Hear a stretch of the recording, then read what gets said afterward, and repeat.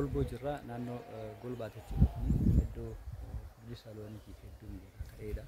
Duddubbee kanatti immoo bishaan magaalaa kanaa magaalaa Adaamaa yaa'ee kan galuu fi iddoo baay'ee qabata bishaan yookiin immoo bishaan lafa lixuun jechuudha. Walitti deebina viidiyoo biraatti kilastara magaalaa qonnaatiif lafa furdisa loonii yookiin immoo horsiisa looniitiif ta'u keessaa lafa baay'ee ajaa'ibaati tun.